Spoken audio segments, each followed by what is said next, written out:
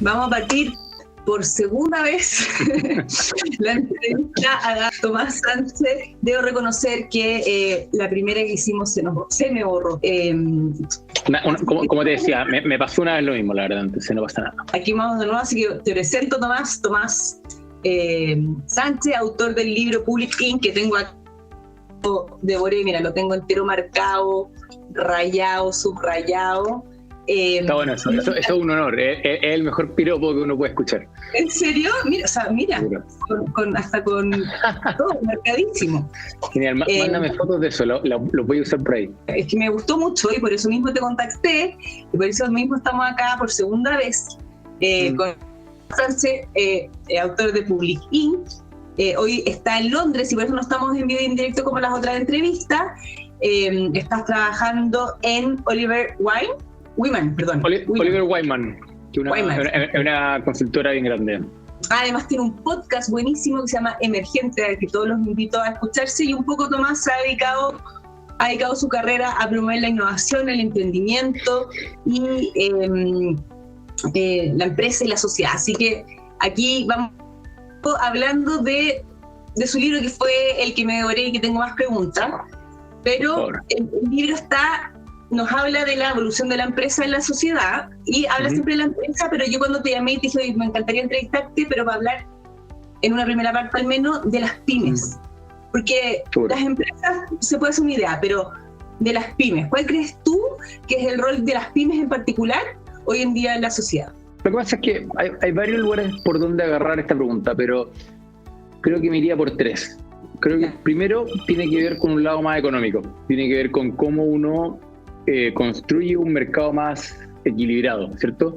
Un mercado donde no haya tanta concentración y que por lo tanto hay más competencia, y cuando hay más competencia hay más prosperidad, porque de alguna manera todos los productos o todos los productores tienen que competir más y por lo tanto le entregan un mejor producto final al consumidor, ¿cierto? Mejor costo, mejor servicio, mejor producto en términos de calidad, en todo sentido, ¿bien? Y lo que pasa, o lo que ha tendido a pasar en Chile, es que de alguna manera las empresas grandes se han concentrado mucho y las pymes dejaron de pesar en la economía, ¿bien? Y por lo tanto, creo que ahí hay un primer gran tema, es decir, cómo las pymes toman un tamaño o un peso dentro de la economía mayor, que dejen de ser el 15, 16% que son hoy día y vuelvan a ser un 30, 40% del peso de la economía, y por lo tanto generen un set de productos y servicios que compitan mejor y que terminan por darle mayor prosperidad al país. Yo creo que la gente tiene como en el inconsciente que en la cifra como que en el fondo las pymes dan el 60%, el 50% del empleo, no así de la economía en el fondo. Claro, es un tremendo punto, porque justamente dan como la mitad del empleo, pero dan la mitad del empleo facturando solamente un 15%, o un año bueno facturando el 20%. Entonces lo que estoy diciendo es que la mitad del país trabaja para el 15-20% de la economía, lo que de alguna manera te revela que justamente esa mitad del país es productiva y tiene una situación más precaria. Es decir, hay algo que normalmente no nos gusta decir, pero las pymes son las que pagan peores sueldos, y son las empresas grandes las que pagan muy buenos sueldos. ¿Por qué? Porque son más productivas, tienen más economía de escala, tienen más capital, tienen más tecnología, tienen más de todo, por decirlo así, y entonces terminan siendo más productivas y pueden pagar mejores salarios. Entonces, un primer tema es que en la medida que las pymes les vaya mejor y pesen más dentro de la economía y la sociedad va a estar mejor. Creo que hay un primer gran rol. Creo que un siguiente gran rol, y tiene que ver un poco más como con el libro, es como este rol, si lo queremos así, más político-social. Es decir, cómo las pymes son capaces de levantar una bandera tal vez más de una causa, de cuando tienen que dar la pelea contra un competidor más complejo, son capaces de agarrarse de una causa un poco más social, más comunitaria, algo que apele efectivamente al inversionista, al cliente, a sus propios trabajadores cuando tienen que atraer talento. Y entonces, de una u otra manera, se empieza a hacer cargo de temas que la sociedad de repente como que se había rendido o había dejado de lado, y estas pymes, cuando no son tan chicas, son capaces de hacer una diferencia grande en una determinada comunidad, en un determinado servicio, donde sea, ¿cierto? Sea el tema mujeres, sea el tema agua, sea el tema tercera edad. Hay un sinnúmero de servicios que uno puede inventar para cualquiera de esas problemáticas. Y el tercer tema es un poquito más difuso, pero creo que tiene que ver, ¿cómo decirlo? Creo que tiene que ver con una oportunidad en torno como a la ética empresarial. Es decir, creo que en Chile se construyó sí, podemos llamar una ética empresarial de gran empresa como bien tradicional, de que como que hay que hacer las cosas bien, hay que simplemente facturar, crecer y con eso estamos todos mejores. Y creo que hay una nueva generación de empresarios, todos estos tipos que están haciendo como el scale-up, todas estas generaciones de empresarios que están transformándose de una empresa de 500 empleados a una de 500, y dicen, la verdad es que me siento medio huérfano de club, no se sienten parte de ninguno de los grandes gremios, y empiezan a generar un relato, una forma de hacer empresa, una nueva cultura, una nueva ética que es diferente y hace la diferencia. Y yo creo que ahí hay un valor muy importante. Leí en tu libro y me gustó mucho también que hablaba de un poco de estas tres cosas que dijiste, pero como todos los stakeholders que hay alrededor de una empresa, en este caso una pyme, que están los consumidores, los inversionistas, los empleados, incluso hasta el gobierno, todos están, está todo en un proceso de cambio, en el fondo encuentro yo. Eso es algo que a mí me marcó mucho con tu libro de ahora, ver cómo todo, no solamente las empresas, sino todo lo que lo rodea está cambiando de manera importante. Sí. Es que lo que pasa es que de alguna manera se cumplió un poquito como el sueño del marquetero, es decir, el marquetero y probablemente cualquier persona que nos está viendo y que estudió negocio o marketing, se habrá acordado que en algún minuto le dijeron, oye, lo que queremos nosotros que con nuestra marca, primero uno satisface necesidades básicas, ¿cierto? La marca tiene que hacer la pega, es decir, si vendemos ropa o vendemos servilletas, lo primero es que limpien o lo primero es que abriguen y ¡pum! Cumplimos, ¿cierto? Después le podemos meter un atributo de precio, es decir, le podemos decir, oye, esto es bueno, pero más encima barato. Después de eso le metemos un atributo tal vez más funcional, oye, este es el más cómodo, este es el más lindo, este es el más taquilla, ¿cierto? Después le metemos un atributo emocional, oye, con este la verdad es que te va a ir mejor en la vida, oye, este es de la gente más joven versus este es de la gente más sabia, este es de la gente más musical, lo que tú quieras. Pero después siempre la aspiración estaba en decir, yo me voy a identificar con el estilo de vida de las personas, de una u otra manera me voy a identificar con los valores, con la ética de las personas. Y todo el mundo como que soñaba llegar ahí, pero desde un punto de vista marquetero, y me voy a corregir, publicitario, ¿bien? Como pensando en que yo era capaz de controlar la comunicación y decirle a la otra persona quién era yo. Y lo que terminó sucediendo es que eso se hizo realidad en el sentido de que las personas querían comprar marcas que se identificaran con sus valores, con su ética, con su visión de la vida, de la sociedad, pero las marcas no le podían contar quiénes eran ellos. Porque las personas se enteran por los whistleblowers, se enteran por quien cuenta o revela la cultura de una empresa, porque de alguna manera las empresas cada día son más transparentes. Entonces yo no te puedo contar un cuento. Yo me voy a enterar de cuáles son las prácticas laborales, sindicales, medioambientales, de responsabilidad con la comunidad, y por lo tanto toda esa operación y esa ética es transparente. Y tiene que ser real, con lo hiperconectados que estamos más encima, o sea... Tiene que ser coherente al final.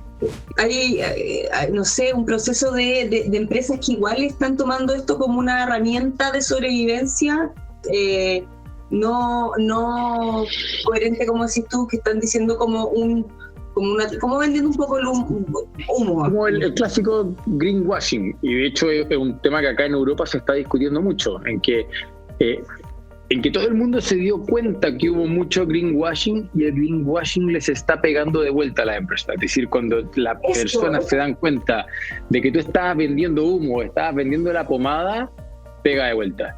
Y por lo tanto las empresas se están dando cuenta de que lejos la mejor estrategia es ser coherente. Es decir, si yo voy a tener una propuesta de valor que tiene que ver con ser muy responsable con el manejo del agua, esa propuesta de valor me va a servir para cautivar a mis empleados, a mis inversionistas, a mis clientes, a mis proveedores, a mi comunidad. Entonces también es mucho más simple y mucho más eficiente. Se genera un montón de sinergia cuando, entre comillas, le tengo que vender el mismo cuento a todo el mundo. Y ese cuento es un cuento coherente y es genuino. Porque en el fondo, acá nadie está diciendo que no tenemos que ser rentables, ¿no? Vamos a ser rentables, pero vamos a ser rentables haciendo un buen uso y cuidado del agua. De la misma manera que esa causa puede ser una causa, no sé, de los niños o de las mujeres. Es como la empresa en Krebs & Co. Krebs & Co en Colombia tiene un compromiso muy importante, por ejemplo, con las mujeres, en particular con las madres solteras. Entonces, obviamente, automáticamente ordena toda su propuesta de valor y a todo el mundo en torno a una causa muy explícita. Sí, no siempre, y algo que yo quiero comentar así como emprendedora también, uno siempre va en busca de grandes causas. A veces muchos emprendedores nos deben estar escuchando también y decir, chuta, no ayudo a a las personas salidas de la cárcel, y de repente estas causas no son tan magníficas ni tan grandes. De eso que creo que es importante recalcarlo, porque si no el propósito se vuelve como inalcanzable finalmente para las empresas. A mí alguien alguna vez me dijo, mira, el mejor idealista es el idealista pragmático. Y creo que es cierto. Si uno también no las podemos dar todos como de monjes tibetanos o de santos. Claro. Todos tenemos que facturar, no todos nos tenemos que ir bien, tenemos que hacer un producto que genere suficiente valor para que alguien esté dispuesto a pagarlo. Si ese producto es solamente cariñositos y algodón lindo y romántico, nadie va a pagar por él. Tenemos que ser capaz de resolverle el problema a alguien, de nuevo, sea con una buena servilleta, con un buen computador o con una buena carcajada, porque lo que vende es sonrisa. Perfecto. Si eso lo podemos hacer de una manera responsable, sustentable y con la causa que queramos por delante, está perfecto. Si el problema tiene que ver cuando en el paradigma antiguo, ¿cierto? Todo es por la plata, todo es por la luca, y de alguna manera se desvirtúa todo, y finalmente a todos tus stakeholders se empiezan a dar cuenta de que hay un riesgo acá. Un riesgo porque la gente no se motiva, un riesgo porque la verdad es que estás comprando pan para hoy y hambre para mañana, un riesgo porque la verdad es que aumenta la volatilidad, un riesgo porque tus comunidades están en contra tuya, un riesgo por todos lados. Entonces también acá hay un caso financiero. Hay un caso financiero en que te das cuenta cuando eres más responsable con todos tus stakeholders, la verdad es que te termina yendo también mejor financieramente. No, de todas maneras. Hay otra parte en tu libro que también me encantó, que decía que las empresas se van transformando finalmente como en las más relevantes a la hora de satisfacer las necesidades de la sociedad. Es decir, si yo quiero que hagan un puente, me conviene más ir a hablar con la empresa que está ahí facturando millones que pedirlo directamente al gobierno. Y son estas empresas encargadas un poco de resolver estos desafíos frente a esta clase política que no se ha reinventado en el fondo. Y ahí también adquirimos otro rol. Seguro, es que ahí es cuando hay un rol político mucho más explícito. Hay un rol político, si lo queremos, en una primera derivada que tal vez es un poquito más conceptual, filosófica, ¿cierto? De que las personas se comprometen y, como dicen por ahí, votan con los pies cuando deciden trabajar en esta empresa que concuerda con mis intereses y con mi ética, o deciden comprar en esta empresa que concuerda con mis intereses y con mi ética, ¿bien? Pero también pasa que cuando en el fondo yo quiero construir la sociedad que quiero y me doy cuenta que la clase política es inoperante, es decir, porque de alguna manera la política también ha caído, la política no es perfecta, pero la política tiene horizontes de trabajo mucho más largos y por lo tanto tiene una presión de supervivencia mucho menor que la empresa. Una empresa le va mal un año y quiebra simplemente, le va mal un par de meses y quiebra, ¿cierto? A la clase política le puede ir mal un par de años y sobrevive, y le puede ir mal una década y sobrevive también, ¿cierto? Por lo tanto tiene mucha menos presión. Y esa menos presión lo que hace es que sea más lenta para adaptarse, que sea más lenta para responder a las presiones de la ciudadanía. Entonces, lo que le ha ido pasando a la clase política y de una otra manera es la crisis o la epidemia política que tenemos en el mundo entero, es que las personas ganaron una especie como de desafección con la política, le creen menos, lo encuentran menos relevante. Entonces probablemente una persona que es vecino de una fábrica o en su pueblo hay un par de empresas relevantes, se dan cuenta de que los gerentes de esa empresa o los inversionistas de esa empresa son más relevantes que su diputado, son más relevantes que su alcalde. Porque la verdad es que si ellos adoptan una política medioambiental de reciclaje buena, es infinitamente más efectiva. Claro. Exacto, que puede demorarse mucho más. O si ellos adoptan una política de, por ejemplo, equidad de salarios con respecto al género, también es mucho más efectiva que cualquier normativa que pueda sacar la comuna. No estoy diciendo, ojo, no estoy diciendo que que la política no es importante. Por el contrario, encuentro que la política es fundamental. Solamente creo es que la política se ha quedado atrás por su incapacidad de adaptarse para dar soluciones rápidas y por lo tanto la empresa tiene una oportunidad que no quiero decir lo que como que la tiene que tomar, como que tomó ese lugar. La está tomando. Sin querer queriendo incluso. Queriendo, claro. Sin querer queriendo, de nuevo, la fábrica de la esquina es más relevante que tu diputado. Y en ese sentido, porque lo que tú hablabas al principio es decir, ok, tenemos estas empresas que están tomando este rol bacán, tenemos estas pymes que finalmente el rol un poco de la pyme ahora es crecer. Que no seamos 5 ni seamos 10, que seamos 100 empleados, que podamos pagar buenos sueldos, pero eso como con las reglas un poquito en contra, o sea, no en contra, pero remando contra la corriente, cuesta, pues. Entonces, yo estoy bien metida en el mundo de las pymes, o sea, no de las pymes, pero al menos de los emprendimientos de e-commerce, por ejemplo, y sí, me consta que todos hacen un gran esfuerzo por pagar precios justos, por estar por sobre la norma, pero llega un minuto en que ya no puedo ir más, y ahí creo que el gobierno nuevamente y de los que nos dirigen es súper importante. Y ahí yo creo que estamos un poquito al debe. Creo que pasa que ser pyme es complejo. Yo la verdad es que me saco el sombrero por cualquier emprendedor, por cualquier pyme. Creo que cualquier tipo que en general se llena la boca, ¿cómo diciéndolo? Hablando mal de las pymes, como diciendo, no, sí, las pymes son todos millonarios, es porque no tiene idea lo difícil que es construir una empresa y no tiene idea lo tarde que una empresa se demora en consolidarse. Es decir, normalmente la gente ve que una empresa tiene 50 personas y dice, no, esto es enorme. O tiene 100 personas y lo encuentra una empresa grande. Y de hecho, para cualquier estándar o definición de Europa, una empresa de 100 personas sigue siendo una empresa chica y una empresa empieza a ser grande recién cuando tiene 1000 personas, porque una empresa se demora mucho en ser estable, en tener procesos, en no depender de un par de clientes, porque un emprendedor la verdad es que trabaja tarde, mañana, noche, los fines de semana, de noche, se come una cantidad de problemas, mezcla sus finanzas personales, tiene un costo laboral personal importantísimo y por lo tanto, todo eso para decir, es difícil ser pyme. Y es difícil competir y es muy, muy, muy, muy difícil. O sea, creo que quien no lo ha vivido, no lo ha visto de cerca, habla absolutamente del desconocimiento. Pero, dicho eso, no queda otra que a esas pymes les vaya bien, porque es la única manera que construyamos una sociedad mejor para todos. Y ahí es cuando uno, y un poquito de lo que hablábamos en off el otro día, ¿cierto? Es que hay que meterle en ánimo de ser una buena y gran empresa. No todos tienen que ser una multinacional y corporación, pero sí ser capaz de llegar a un nivel de estabilidad, de solvencia, de productividad, que como tú lo decías, Mane, te deje de pagar buenos sueldos, de que te deje tranquilo, de que todo el mundo pueda tener la flexibilidad que necesita, de que tú te puedas sentir a gusto diciendo, oye, yo doy muy buen empleo acá, pago sobre la media, etcétera, etcétera.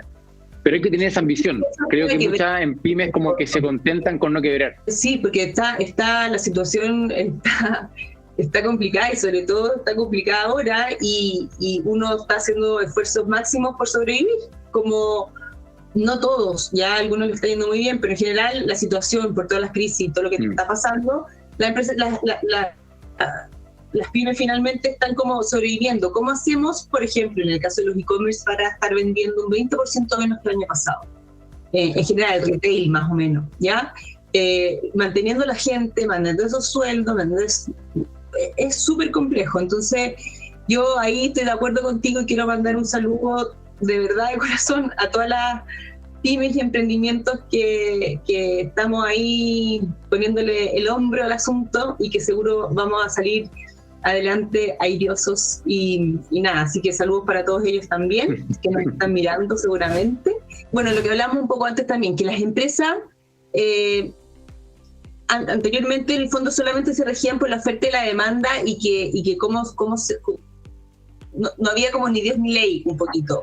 Hoy día, al ser como tú decías, que hoy día hay gente que se identifica con tu ética, se identifica con tus valores, te juzgan también y te juzgan severamente.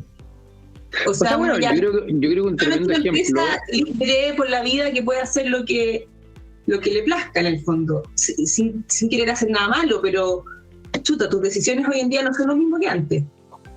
No, sin duda. Y yo creo que de alguna manera te empieza a pasar esto de que te debes de una manera mucho más ética a tus stakeholders principales, es decir, a tu inversionista, a tus clientes, a tus empleados. Y por lo tanto fue lo que pasó ahora recién con la guerra de Ucrania. Es decir, todas las empresas se vieron obligadas a tomar una posición, es decir, me da lo mismo y yo soy de alguna manera una entidad apolítica de donde el conflicto entre dos países no es mi tema y yo me voy a mantener al margen y voy a seguir haciendo las cosas lo mejor posible, pero sin tomar una posición entre dos países, o lo que tuvieron que hacer un montón de corporaciones, que fue decir, voy a dejar de hacer negocios con Rusia y tomar una posición. ¿Por qué?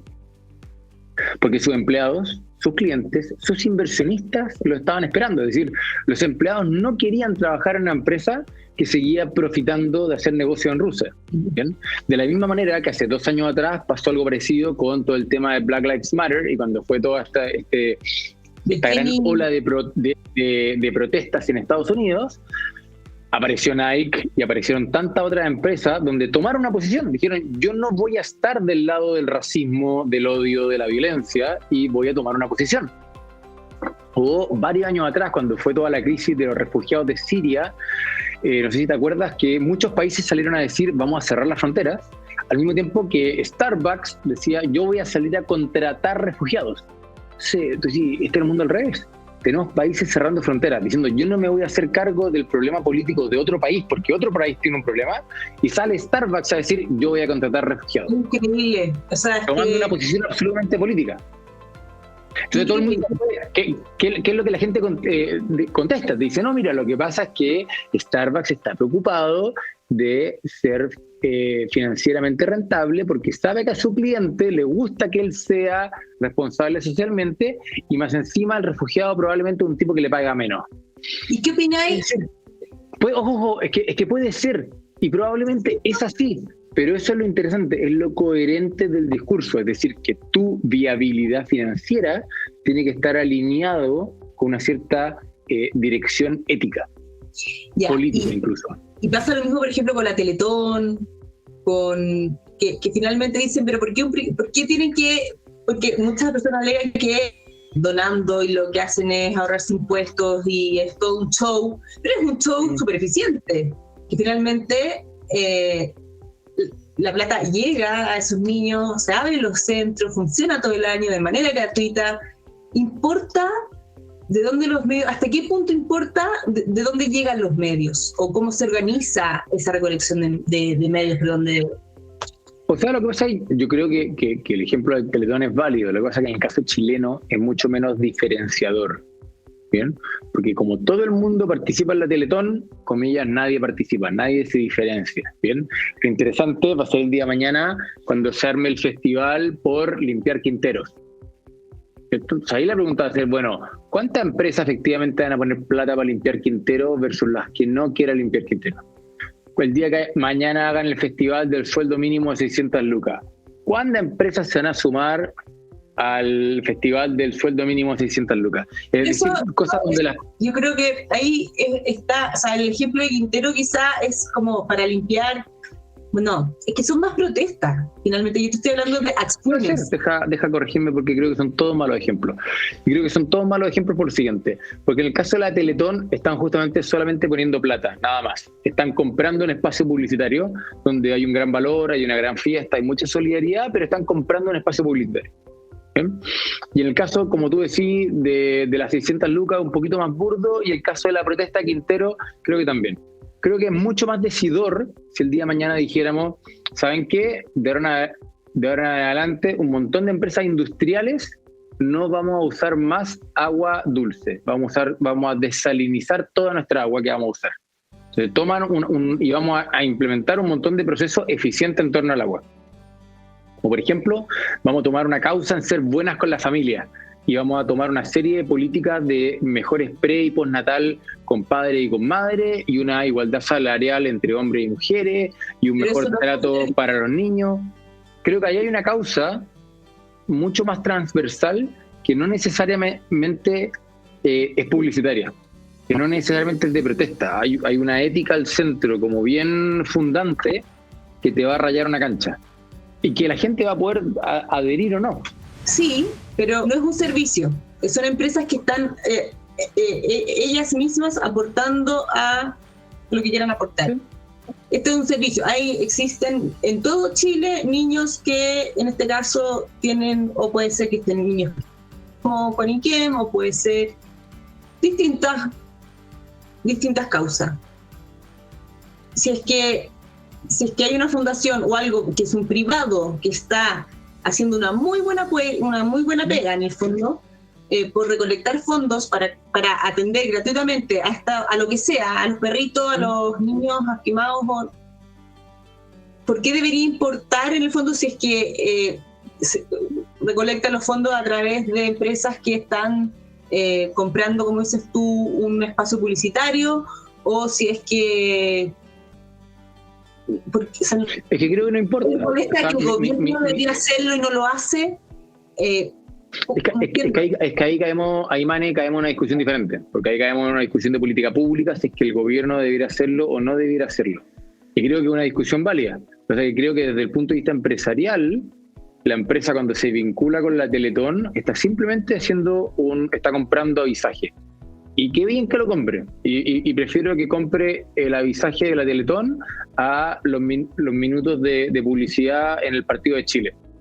¿Cierto? Prefiero que le llegue a los niños a que le llegue a la NFP.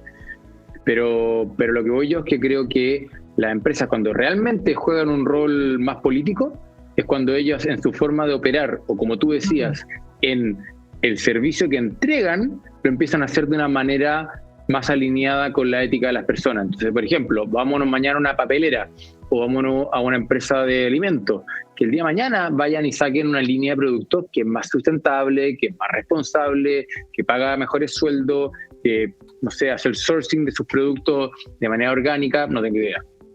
Y ahí es donde hay una propuesta de valor donde la gente va a decir, bueno, ¿me importa realmente de que todas estas frutillas fueran cosechadas por gente de la zona y que a ese motivo?